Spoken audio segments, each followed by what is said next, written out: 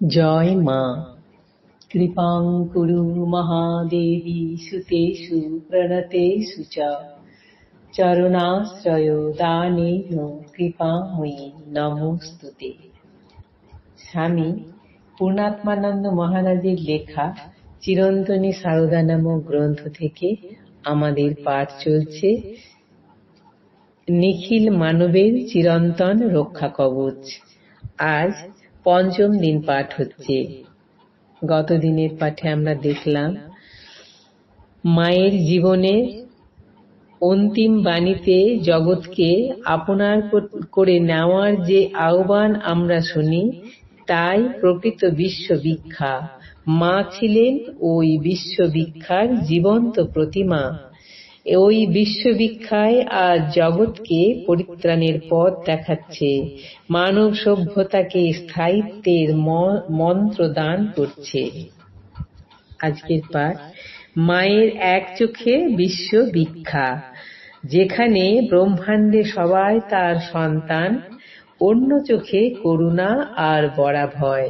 শুধু বিশ্বজননী তিনি নন, তিনি বিশ্বধাত্রীও। মা পাখি যেমন তার আক্রান্ত শাবককে বুক দিয়ে রক্ষা করে, ঠিক তেমনি মা বারবার আশ্বাস দিয়ে গেছেন যে তিনি তাঁর সন্তানদের সর্বদা রক্ষা করবেন। একটি অল্প বয়সী ছেলে বিদায় নেওয়ার আগে মায়ের পায়ে মাথা রেখে প্রণাম করছে। মা তাঁর ডান হাতখানি ছেলেটির মাথায় রেখেছেন। ধীরে ধীরে স্পষ্ট স্বরে তিনি বললেন, যখন দুঃখ পাবে, আঘাত পাবে, বিফলতা আসবে, তখন নিশ্চিত জেনো আমি তোমার সঙ্গে রয়েছি। ভয় পেও না, হতাশ হয়েও না বাবা। আমি থাকতে তোমাদের ভয় কি? আমি তোমাদের মা, সত্যিকারের মা।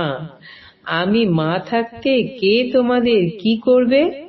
ছেলেটি পরবর্তীকালের পশ্চিমবঙ্গের মুখ্যমন্ত্রী ডক্টর প্রফুল্লচন্দ্র ঘোষ। ডক্টর ঘোষ বলেছেন, মাকে সেই আমার শেষ দর্শন।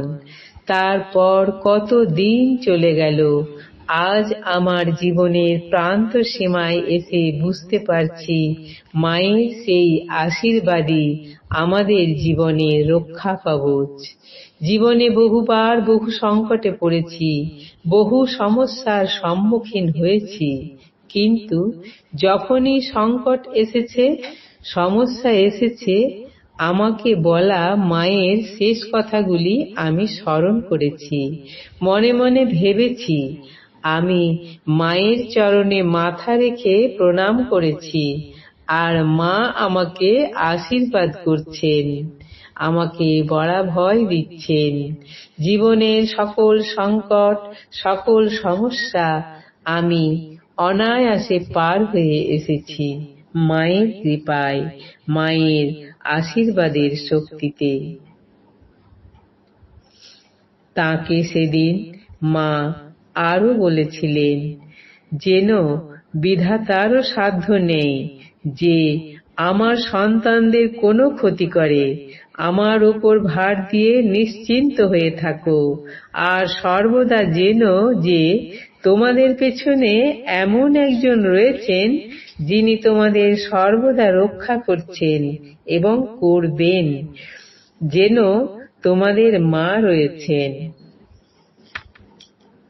মনে পড়ছে সেই সামান্য কিন্তু অসাধারণ ঘটনাটি। মা তখন জয়রামবাটিতে, শরীর অসুস্থ, 60-এর ওপর বয়স, 67 বছর বয়সে মায়ের মহাপ্রয়াণ। রাত তখন গভীর, 1-1:30 হবে। মায়ের একজন সেবকের হঠাৎ ঘুম ভেঙে গেছে। ঘর থেকে দেখলেন উঠানে আলো দেখা যাচ্ছে। অত রাত্রে উঠোনে আলো কেন? কৌতূহলী হয়ে তিনি বেরিয়ে দেখেন উঠোনে লণ্ঠন নিয়ে কে যেন মাটিতে কি করছে। কাছে গিয়ে দেখেন মা। তিনি একটি খন্তা নিয়ে মাটি থেকে খোলামকুচি ইটের টুকরো তুলে একটি ঝুড়িতে রাখছেন। সেবক অবাক, মা, এসব কি করছেন? তিনি বললেন, মা, এসব কি করছেন আপনি? ধরা পড়ে গিয়ে সলজ্জভাবে মা বললেন, এই খোলামকুচি ইটের টুকরোগুলো তুলে উঠোনটা পরিষ্কার করে রাখছি। কেন মা? সেবক বললেন।